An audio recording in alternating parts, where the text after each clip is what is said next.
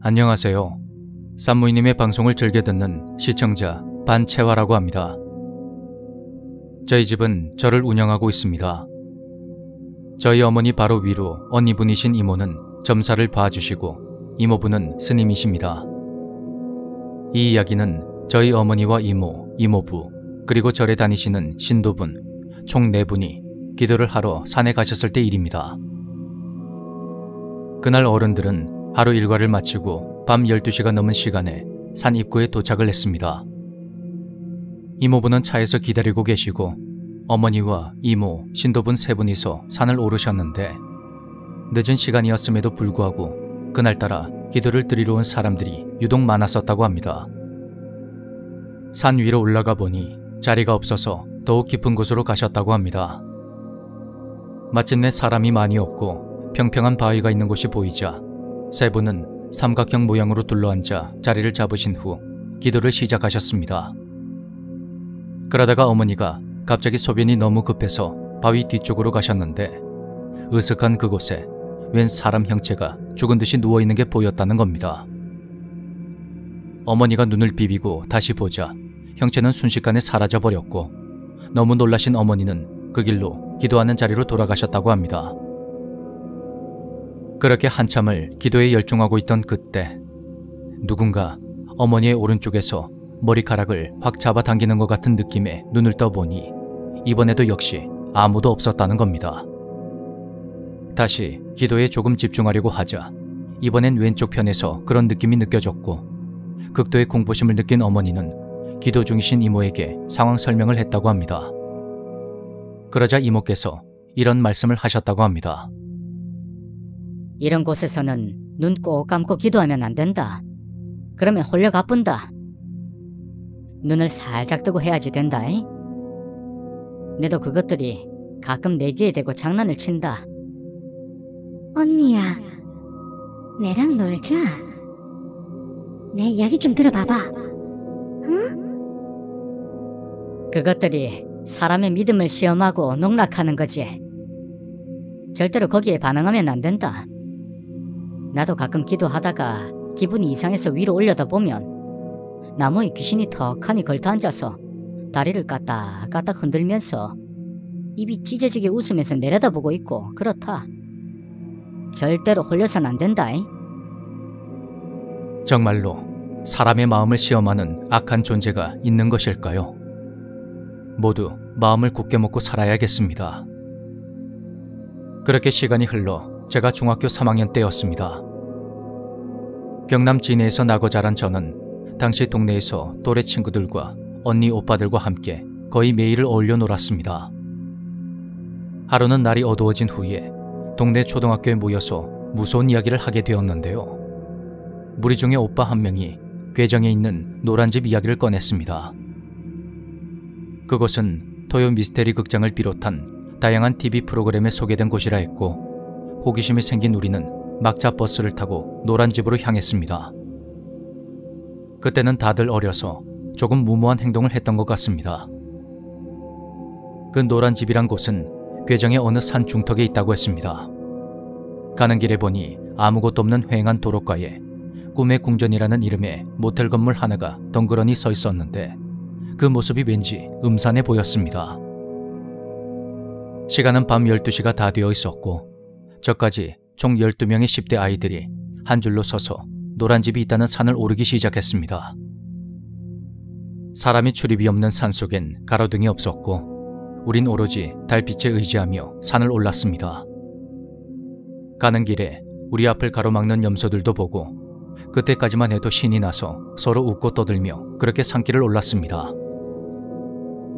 한동안 산을 올라가 보니 노란색 페인트가 칠해진 집이 하나 나왔습니다. 2층 집으로 되어 있던 그곳은 그리 높지 않은 담벼락에 둘러싸여 있었고 철로 된 커다란 대문이 있었습니다.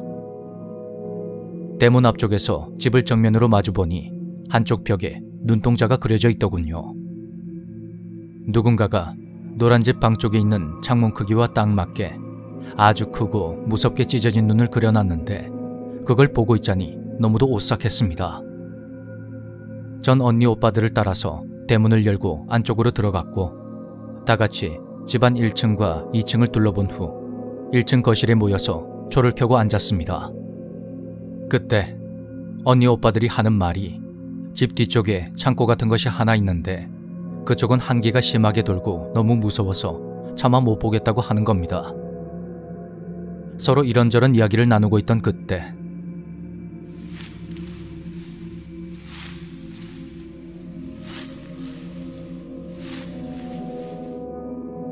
창고 뒤쪽에서 누군가 나뭇잎을 밟는 것 같은 소리가 들리는 겁니다.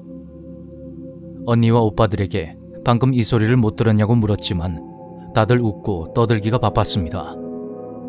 하지만 제 귀에 그 소리는 계속해서 들려왔고 제가 너무 무서워하자 모두 자리에서 일어나며 숨을 죽였습니다. 그런데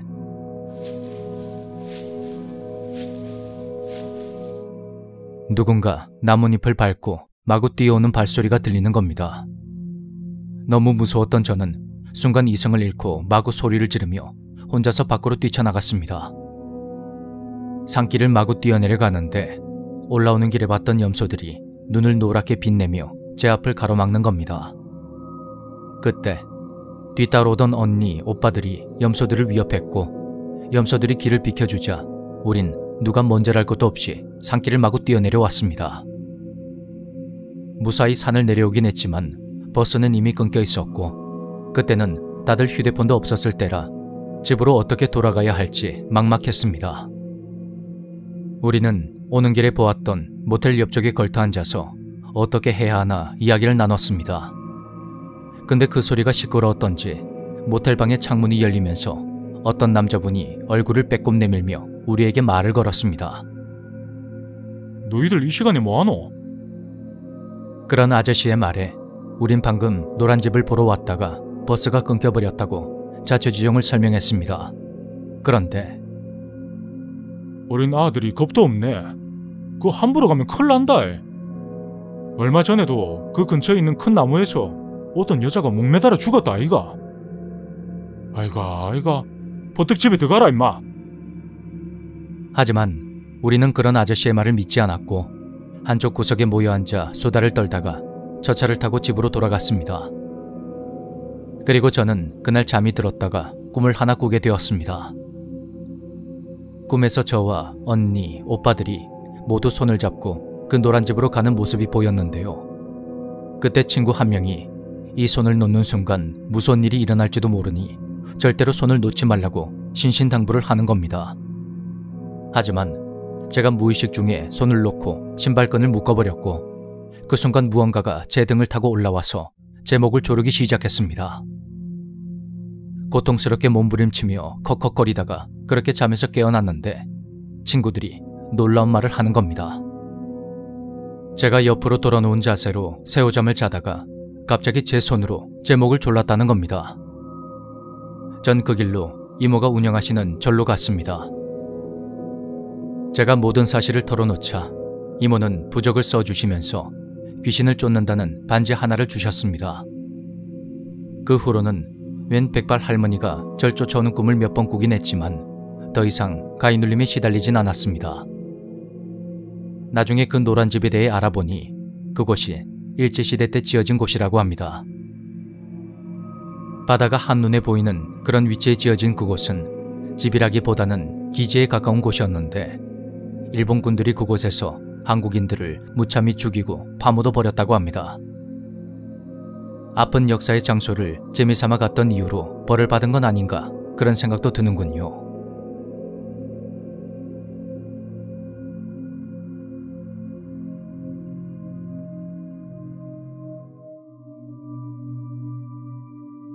제가 최근에 직접 겪은 일을 제보해 보겠습니다. 저는 불교 계열의 종단에서 설립한 대학에 다니고 있는데요. 그래서 캠퍼스에서 스님들을 쉽게 마주칠 수가 있습니다. 학교는 각각의 건물이 디귿자 구조로 돼 있고 가운데에는 광장이 있습니다. 그리고 기숙사로 가는 방향인 왼쪽 편에는 4층짜리 중앙도서관이 있죠. 늦깎이 편입생인 저는 하루 중 대부분의 시간을 중앙도서관에서 보내는 편입니다. 전공에 대한 열정을 불태우며 새벽같이 학교에 가는데 명상을 한 뒤에 공부를 시작하면 집중이 훨씬 잘 되었습니다. 그날도 저는 여느 때와 다름없이 일찍 학교에 가서 명상을 마친 후 도서관 4층에서 공부를 시작했습니다. 그러다가 잠시 볼 일이 있어서 아래쪽으로 내려가기 위해 엘리베이터 앞에 섰죠.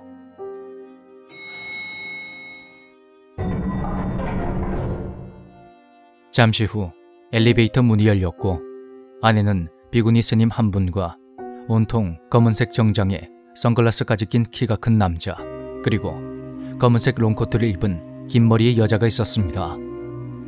보통 그 시간대에는 사람이 거의 없을 시간인데 말입니다. 게다가 그들은 제가 문 앞에 서 있는데도 아무도 엘리베이터를 잡아주지 않았고 제가 막 타려고 하는데도 자리를 비켜주지 않았습니다. 전 속으로 사람들이 참 배려심이 없구나 하며 흉을 봤죠. 그러다가 결국 엘리베이터 문이 닫혀버렸는데 이게 내려가지를 않고 가만히 서 있는 겁니다. 뭔가 이상해서 열린 버튼을 눌러보니 분명히 세 사람이 타고 있었던 엘리베이터 안엔 아무도 없었습니다. 안에 서 있던 비구니 스님과 눈도 마주쳤는데 세 사람 모두 순식간에 사라져버린 겁니다. 너무 놀라서 어안이 벙벙해진 저는 계단을 통해서 아래쪽으로 내려갔습니다. 그런데 그 사람들을 봤을 때의 기분이 썩 나쁘지가 않았습니다. 왠지 온화하고 품위 있는 존재가 아닐까 하는 그런 생각마저 들었습니다. 왜 음악이나 영상 작업 같은 것을 하는 도중에 귀신의 존재를 보거나 들으면 대박 난다는 말이 있죠. 저는 이번 첫 학기에서 과 수석을 하게 되었습니다. 물론 제가 열심히 한 이유도 있겠지만 그때 본 그 존재들에게 감사한 마음이 들기도 하더군요. 그 존재들은 대체 뭐였을까요?